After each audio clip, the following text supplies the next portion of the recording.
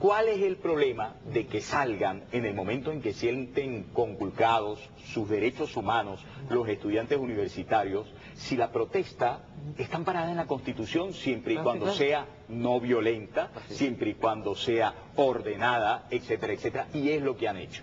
Pero hombre, lo que pasa es que el presidente acude sistemáticamente o al expediente del magnicidio o al expediente del golpe y de la desestabilización para ampararse. O que eres un cachorro del imperio, vamos, también. Bueno. Esa es la otra. Bueno, pero que claro. Que Bush, que el imperio. Y ahí hay un asunto que acá en el Perú en la campaña se trató mucho, ¿no? Venezuela exporta su petróleo a los Estados Unidos, ese es su principal comprador, y tiene una cadena de estaciones de servicio y de grifo, como hacemos en el Perú, en Estados Unidos. Los periodistas que le dicen eso al presidente Chávez, bueno, no tienen una respuesta. Oiga, señor presidente, si usted dice que somos unos cachorros del imperio, ¿qué hace usted, no es cierto, manejando PDVSA y vendiéndole gasolina al imperio? ¿Ese tipo de contradicciones tienen alguna respuesta en el régimen? Dicen que ellos no pueden dejar sin energía al pueblo estadounidense. Allí es que ellos discriminan. Nuestro problema es con el régimen de Bush, con el Mr. Danger, como él le llama. Y en estos días, como quiera que hasta los senadores demócratas protestaron y se preocuparon por el caso de la libertad de expresión y los derechos humanos que están conjugados en el cierre de RCTV. Pues ya Hugo Chávez, que había dicho en ocasiones que con Bill Clinton, si él había podido hablar bien, que era un caballero con quien se podía hablar, pues entonces dijo de buenas a primeras, no, y a mí me querían matar desde Estados Unidos desde la época de Clinton. O sea, él es capaz de una inventiva así, con una espontaneidad que raya en lo bárbaro. Pero hiciste un comentario hace rato de la amenaza y de la investigación que se ha abierto contra Globovisión. Aquí en el Perú, donde hay democracia, supongo que opera el principio de que todos somos iguales ante la ley. Muy bien, yo te voy a contar. A través de uno de los órganos comunicacionales, que no te hablé de los impresos, que son un pocotón de impresos también, que se ha mandado para su propaganda el gobierno del presidente. Con prensa popular también y todo. Se publicó como portada una fotografía de este colega tuyo, Miguel Ángel Rodríguez, rostro desfigurado, con una suerte de tiro en la frente, y entre las leyendas destacaba Huelia Formol.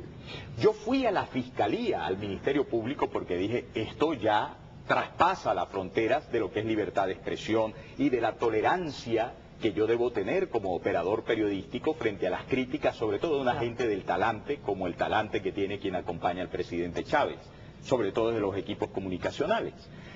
Lo que hice fue pedir, Rosa María, una investigación. Le dije al Ministerio Público, investigue usted si esto es incitación al odio, apología del delito, incitación a delinquir, hablándolo en cristiano. Investigue usted si aquí lo que se está diciendo es maten a Miguel Ángel Rodríguez. ¿Qué es lo que está diciendo? ¿Sabes cuál ha sido la respuesta? Nada. No se me llamó. No se llamó al al editor de ese periódico, que es uno de los operadores más bajos y sucios de lo que no se pudiera llamar ni comunicación. Tiene un programa de televisión, es que decir caballero sería deshonrar a quien pueda llamársele caballero. Ni siquiera se le llamó a él. Se emitió un despacho en el que se dice, esto no reviste carácter penal de ninguna especie, por lo cual no se hace ninguna investigación. Así somos de iguales ante la ley en Venezuela. Ustedes tampoco, hablando de iguales ante la ley, tienen publicidad estatal, no la han tenido en RCTV, me imagino, nunca, por lo menos en los últimos años, y Globovisión tampoco. Escuché al director al director general de Radio Caracas Televisión en un programa de Antena 3, Marcel Granier señalaba que habían recibido presiones de ese tipo, vía chantaje, para que se sacara de la nómina de Radio Caracas Televisión a tal o cual periodista. Yo le agradezco mucho la cortesía al doctor Granier de no mencionarme, pero yo me doy por aludido, porque obviamente el periodista, hablándolo en términos muy criollos, más picante en cuanto a la crítica, era obvio. Ha sido Miguel Ángel Rodríguez allí. Es que los programas de opinión son detestados. Ese es el problema, cuando tú tienes el gobierno... Pero yo tengo que decir que me enorgullece muchísimo. Claro, es una condecoración. Así como tú presentabas un extracto del día del cierre, en el que todos cerraban filas apoyándome en un juramento de dignidad y perdona la inmodestia, porque los valores y los compromisos que tenemos por más de 53 años con la colectividad venezolana y sus realidades y sus padecimientos, nosotros no lo podemos vender. Allá se podrá vender comerciales, cuñas, pero el compromiso ético, nuestra función social como informadores, como investigadores, como retratistas de la realidad del país, jamás lo hemos vendido. Tú como periodista has tenido todo el respaldo del director general del canal, que es el propietario, el representante de los propietarios del canal. No, de los 3.000 trabajadores del también. canal. Ahora, ¿no pensaste en algún momento, y es una pregunta muy personal, y antipática, por donde viene, en algún momento decir, mejor hablo con el dueño y renuncio porque 3.000 personas se pueden quedar sin trabajo por mi culpa? Oye, no, nunca llegué a eso. Sí llegué a preocuparme mucho por las retaliaciones del gobierno. Y sí me vi movido a veces a buscar, tú sabes, apoyo entre los colegas periodistas que en el canal pues tienen más años de ejercicio. Nuestro vicepresidente Eduardo Zapene, por ejemplo, lo conversé en varias oportunidades. E incluso con el doctor Marcel Granier, medio lo toqué en alguna oportunidad porque él es tremendamente respetuoso de las libertades de los periodistas y de las responsabilidades de los periodistas. Como debe manejarse un canal. Entonces, nunca ha habido un sí o un no respecto de lo que se dijo o lo que no se dijo. Siempre lo que me decía, por ejemplo, mi buen amigo Eduardo Zapene, vicepresidente del área, bueno, Miguel Ángel, ¿y tú lo que estás diciendo es mentira? No. Lo que tú y tus investigadores están sacando a la luz pública son documentos falsos, son grabaciones forjadas. No. Entonces tú estás operando para la verdad. Y si estás denunciando cosas de mucho sentido social, pues no puedes hacer otra cosa sino cumplir con tu misión.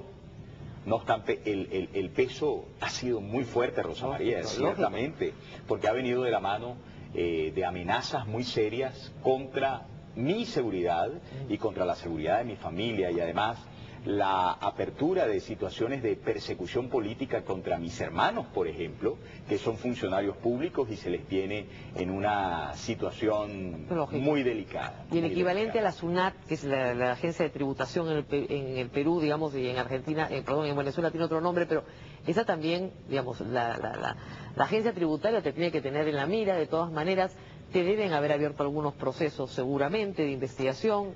Hay de todo, Rosa. De todo. Hay de todo. Las viejas prácticas que se usan. Y frente a eso, la verdad es que yo soy, aunque no un cristiano practicante al 100%, pero sí tengo mis valores inculcados en la familia, que si Dios me puso esos retos y esas dificultades, oye, yo no puedo quedar mal. Porque... No nos quedó nada mal, parecías un político en la manifestación. Bueno, porque nosotros cuando estamos tratando temas de derechos humanos, temas de respaldo a la colectividad, pues son temas necesariamente políticos, y voy a decir con desparpajo, ¿y qué? ¿Es que acaso el abordar frontalmente la situación política de un país es un delito? ¿Es que acaso no tenemos derechos los venezolanos como ciudadanos a abordar la política? Y mucho más lo tenemos los comunicadores sociales que trabajamos para la colectividad. La obligación. Por ejemplo, ¿Qué va a pasar con el futuro de RCTV? Mucha gente me pregunta, estas personas se van a quedar sin trabajo. Yo sé que están transmitiendo algunos noticieros vía internet, mantienen su señal, su frecuencia de radio, pero, digamos, Globovisión tiene señal abierta en Caracas, pero no en el resto del país, llega por cable. ¿Cómo van a hacer para mantener, aunque sea una llamita? Y también quería preguntar, ¿cómo ves el futuro? Porque Fujimori cayó en el Perú cuando se develaron los actos de corrupción. Y porque había finalmente una prensa y una oposición que trabajó de tal manera que se develaron esos actos de corrupción. En Venezuela tú ves ese camino, ves que esto haya sido un punto de quiebre, que la opinión pública está con ustedes, pero que al mismo tiempo quiere conocer la verdad. ¿Cómo ves el futuro? ¿Ves una larga agonía todavía de muchos años hasta que lleguen a ese punto de quiebre?